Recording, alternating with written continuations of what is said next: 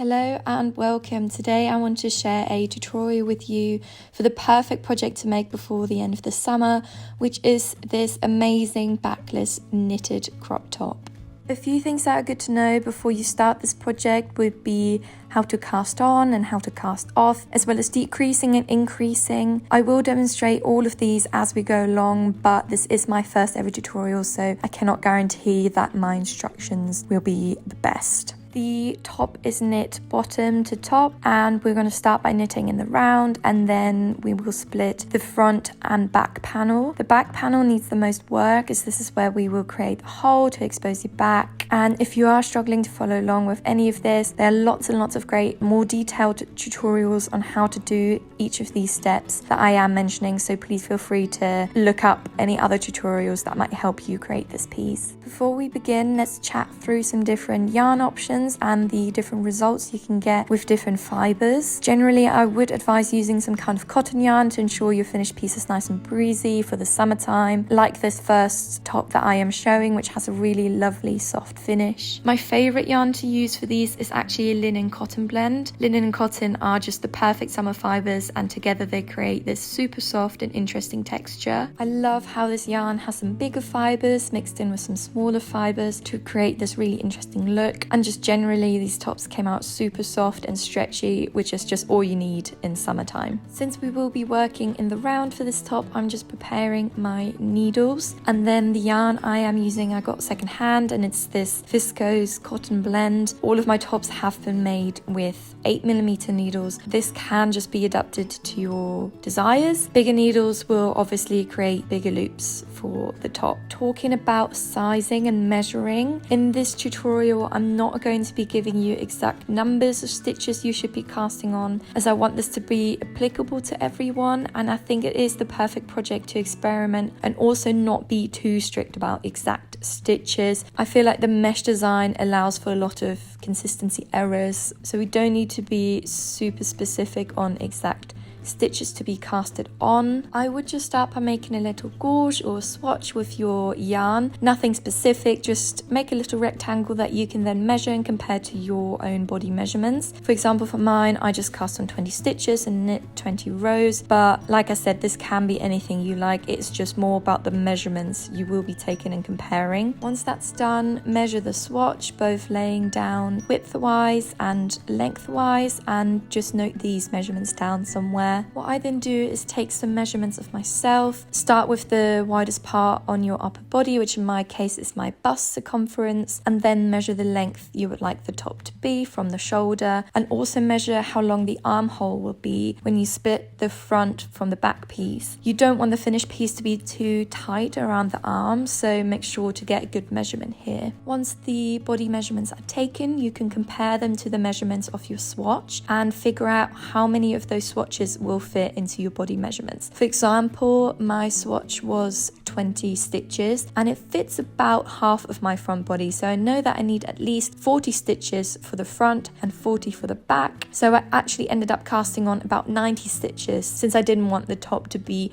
too tight fitting. Just experiment with this as you go. Don't be afraid to frog your project and start again if you think you might have gotten the measurements wrong. Now it's time to cast on your project, and you want to do this by casting a very stretchy cast on. This is super easy, and you are basically just looping the yarn over your needle like this until you've cast on all of your stitches.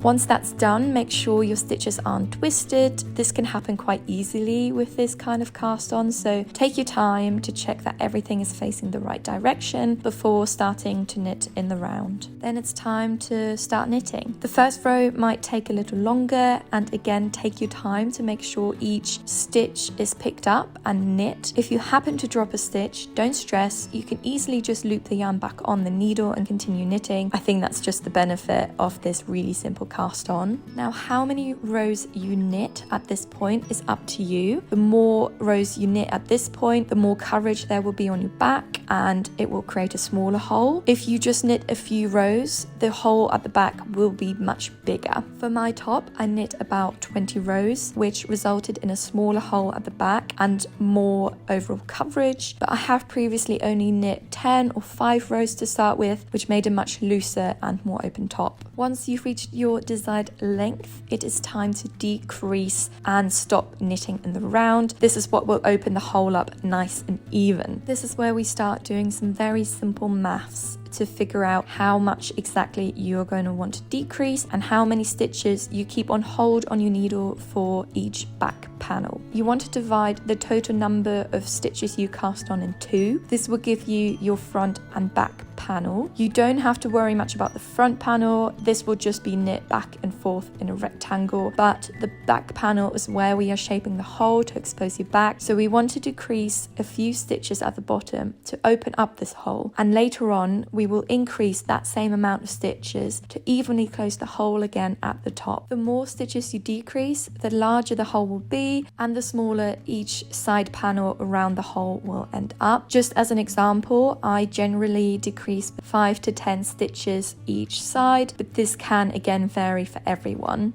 I will just go ahead and use my project as an example, but please apply this same calculation to however many stitches you've cast on for your project. So my back panel has 45 stitches, and I decided to have a smaller hole at the back with larger side panels around the edges. So I decided to decrease 8 stitches on either side, so 16 stitches in total, which then left me with about 15 stitches for each back panel on the sides. Take your time, figure out how you want your piece to look and how much you want to decrease, and once you're ready to do so, you're just going to knit together the very first 2 stitches.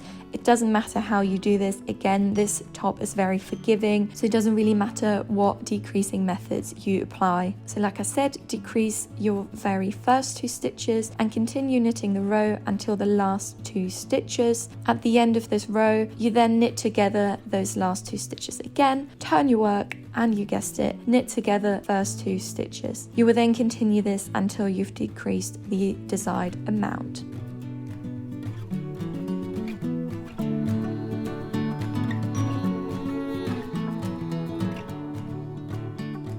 You will then see a nice even hole shaping at the back panel, and you're going to just continue knitting back and forth until you've reached the desired length up until where your armhole needs to be, which is where we will be splitting the front and 2 back panels. Feel free to hold the piece against your body to check how much more knitting you have to go. I would always encourage trying on or holding your pieces against your body to imagine how they would fit, especially if you're freehanding a project like this where you don't have exact measurements. Once that's done, like I said, it is now time to split the front and back panels to make room for your arms to go through. As previously mentioned, I decreased my stitches so that I would have 15 stitches on each side for my back panels. So I like to section this off just using the cord of my needle and continue knitting the remaining stitches for my front panel, which, like I mentioned before, are 45 stitches. As you continue knitting your front panel, you can just keep the 2 back panels on hold until you've reached the desired length for the front. It is then time to cast off the front panel, and I would encourage you to do this with a stretchy bind off, as you want the final top to easily fit over your head. I'm demonstrating how to do this here. You want to knit a stitch and place this back on your left needle together with the previous stitch and knit these together. You knit, place it back on your needle and knit together.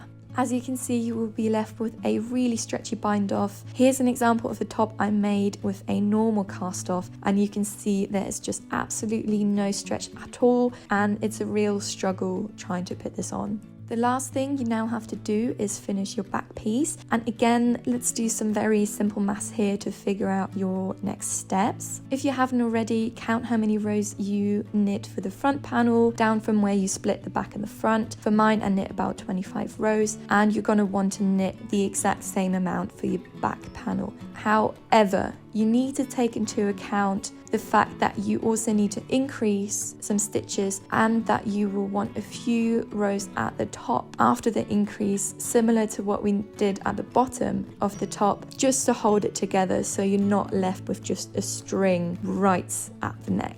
So let me break this down for you. The same amount of stitches you decreased, you are going to have to increase. So in my case, I'm going to have to increase 8 stitches each side. I then like to knit 5 to 15 rows after this increase to support the top of the back piece. For this project, I decided to do 10 rows. So this concludes a total of 18 rows for the top section of the back piece. You will still need to match the back to the front, for which I knit 25 rows. So taking 18 of 25, I am left with 7 rows that I just need to knit in a normal stockinette for each back panel. After these 7 rows, it is time to then increase. You're going to increase by knitting into the stitch below the next stitch,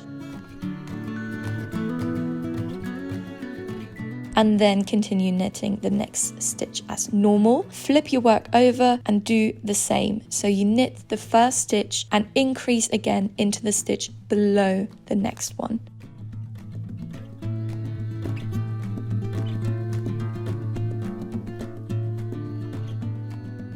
You're going to want to continue this until you've increased the desired stitches for both back panels. You can then join the back panels together by knitting as you normally would, and you can knit the remaining stitches that you decided on before, which again in my case are 10 rows. Now you've essentially finished knitting your piece, and you're just gonna want to sew together the shoulder seams. I like to just try on my piece again to figure out exactly how much room I need to leave for my neck to comfortably get in and out of the top. Just make sure that each sides are marked evenly. Feel free to try it on again just to really make sure that everything sits right. As you can see, I am very happy with mine. Shout out to everyone who's still watching at this point. You can honestly sew the shoulder seams however you like. You can use a needle, or in my case, I used a crochet hook, but it just depends on what you prefer and find easier to work with. Here you can see the finished seam and sort of imagine how this will fall off your shoulder. You're going to want to do this for the other side as well, and you are done. Mine actually turned out a little shorter than I would have liked it, and if the same happened to you, you can just pick up the stitches at the bottom and continue knitting down until you've reached the desired length. Do a stretchy cast off and it's fixed. You can see the back hole for this turned out a little smaller because, as I demonstrated, I knit more stitches on either side, whereas for this top I only knit about 5 rows at the bottom and then decreased more stitches to leave less stitches for each back panel. You can also see how effective the decrease and increasing is to create an even shape and not leave any unwanted sharp edges at the back. You can really experiment with so many different outcomes. Like for this one, I used a ribbon to hold together the back panel rather than knitting a bottom section. So really the possibilities are endless with this project.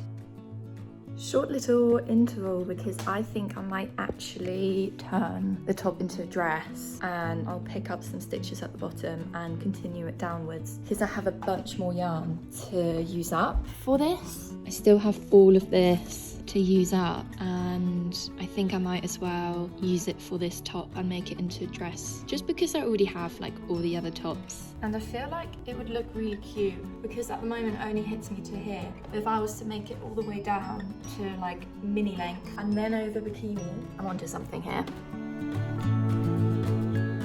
Now this is what we are currently left with. I like it. I think it's cute as a top, perfect. But I think I want to go for a more drop stitch, an even more bigger meshy look. So what I believe I'm going to try and do is I'm going to pick up the stitches here and I'm going to drop every second stitch off my needle, and I'm gonna just pull the stitches so they open up, and then hopefully that'll make it meshier, and also I think it will mean it will be a bit looser because I would like it to fall less fitted. We will see how that looks. I'm also hoping once I do that it will give me some more length, because currently it is short, and rather than it being fitted, I would rather it fall off my hips a bit more. We will see how that looks. We are going a little bit off track here, but I'm sure it'll be okay. So I've started dropping the stitches, and you can already see how much bigger this will be. What I'm gonna do is I'm just gonna rip or like pull. So eventually you can see the drop stitches will sort of travel down, and then I'm going to cast off once that's done. Okay, and I am obsessed with the final outcome. What a fun way to change up the original top. The dropped stitches make this so much more relaxed, and the hole at the back sits much lower. But yeah, thank you so much for watching if you're still here, and please do let me know if you end up making this top.